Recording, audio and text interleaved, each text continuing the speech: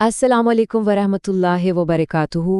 तो जी रमज़ानुल मुबारक का महीना हम पर साया अफ़गन हो चुका है और ये अपने साथ रहमतों और बरकतों का एक अनमोल ख़जाना लेकर आता है। आज हम मिलकर ये समझने की कोशिश करेंगे कि आखिर इस महीने में ऐसा क्या ख़ास है और हम इससे भरपूर फ़ायदा कैसे उठा सकते हैं।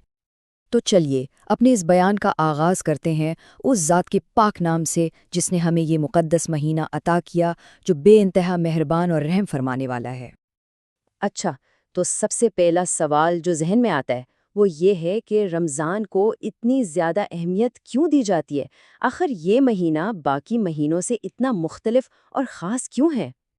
देखें, रमज़ान की सारी अज़मत का जो मरकज़ है ना, वो है कुरान मजीद से उसका गहरा ताल्लुक़।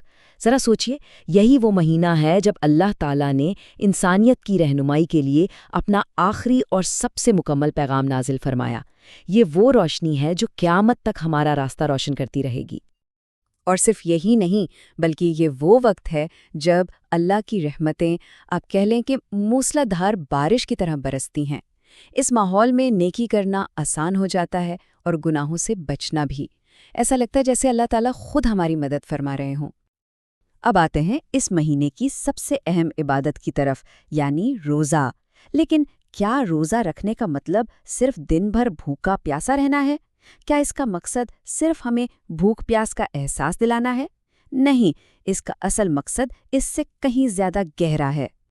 बात यह है कि रोज़ा सिर्फ पेट का नहीं होता, बल्कि हमारे पूरे वजूद का होता है। खाने पीने से रुकना तो बस पहला कदम है। असल मकसद तो अपने नफ्स को काबू में करना है, अपनी ज़बान को, अपनी आँखों को, अपने कानों को हर बुराई से बचाना है, ताकि हमारे अंदर अल्लाह का डर और उसकी मोहब्बत पैदा हो, जिसे हम तकवा कहते हैं। अच्छा, तो इस रूहानी मकसद को पाने के लिए इस सफ़र में कौन सी इबादतें हैं जिन पर हमें रमज़ान में ख़ास तौर पर तवज्जो देनी चाहिए? आइए ज़रा देखते हैं। तो ये वो अमाल हैं जो हमारी रूहानी बैटरी को, आप कह लें कि फुल चार्ज कर देते हैं। रोज़े के साथ साथ 5 वक्त की नमाज की पाबंदी, जो हमें दिन में 5 बार अपने रब से जोड़ती है। फिर कुरान की ज़्यादा से ज़्यादा तिलावत, जो हमारे दिलों को मुनव्वर करती है। अल्लाह का जिक्र, जो हमारी रूह को सुकून देता है। और हाँ, अपने गुनाहों पर सच्चे दिल से तौबा, जो हमें बिल्कुल पाक साफ कर देती है। देखें, इबादत का असल असर तो हमारे किरदार और हमारे अखलाक पर नजर आना चाहिए। रमज़ान हमें सिर्फ एक अच्छा इबादत गुजार ही नहीं बनाता, बल्कि ये एक बेहतर इंसान बनने का भी बेहतरीन मौका फराहम करता है। ये महीना हमें एक तरह की ट्रेनिंग देता है। एक तरफ हमें अच्छे कामों की तरफ राग़िब करता है, जैसे गरीबों की मदद करना, सदका व खैरात देना और अपने अखलाक को संवारना। तो वहीं दूसरी तरफ हमें हर उस बुरी आदत से सख्ती से बचने का हुक्म देता है जो हमारे माशरे को ख़राब करती है, मसलन झूठ, गीबत और फजूल का लड़ाई झगड़ा। रमज़ान के हवाले से एक बात और, अक्सर हम देखते हैं कि सहरी और इफ्तार को बड़ी बड़ी दावतों और खानों के मेलों में बदल दिया जाता है। हालांकि इस महीने का असल सबक तो सादगी में है।